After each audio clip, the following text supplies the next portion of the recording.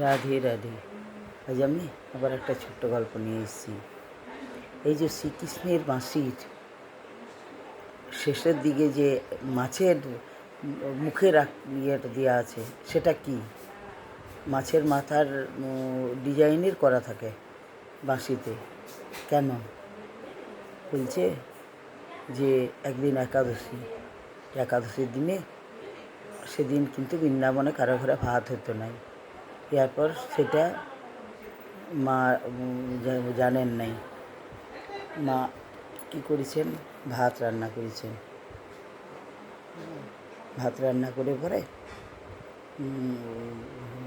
ইয়াতে কী বলে, এবারে বসে আছেন, কানাইকে ডাকছে, যশোদা মা ডাকছেন, ও কানু আয় খাবার খা।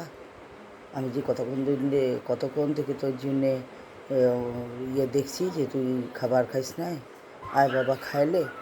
তখন বলছে, মা কি খাবার দিবে তুমি আজ আমাকে? তখন বলছি, কেন রে, ভাত করেছি তো, ভাত আছে, খা। তখন বলছে, মা আজ তুমি ভাত রান্না করলে? মা একাদশীর দিনে ভাত রান্না করলে কেন? আজ গোটা বৃন্দাবনে কেউ ভাত রান্না করে নাই। তখন যশোদামা বলছেন, হ্যাঁ রে, আজ একাদশী, আমার তো জানা ছিল না বাবা। তাইলে এখন যশোদামা চিন্তা করছেন, এই এতগুলি ভাত আমি কোথায় ফেলবো? তখন বলছে যে ওই ভাতগুলি নিয়ে, আর মা যশোদা পায়রা ডাকছে, না একটাও পায়রা এলো নাই খাবার খাওয়ার জন্য। কাককে ডাকছে, না একটাও কাক এলো নাই খাওয়ার জন্য।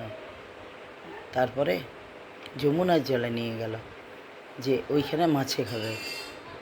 তো তখন ডাকছে, মাছ দিকে ডাকছে, আর ওই যে এই ভাতগুলি সব মা যশোদা হাঁড়ির থেকে বার করে দিচ্ছেন।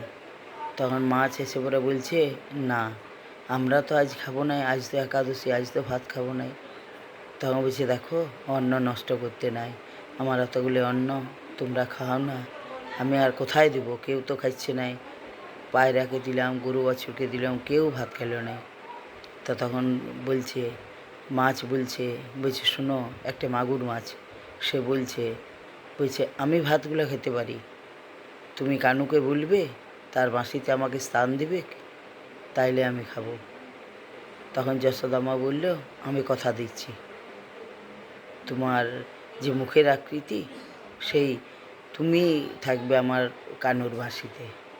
এই তখন থেকে বাঁশির অগ্রভাগে ওই মাছের এই মুখের ছবি দেওয়া আছে। রাধে রাধে।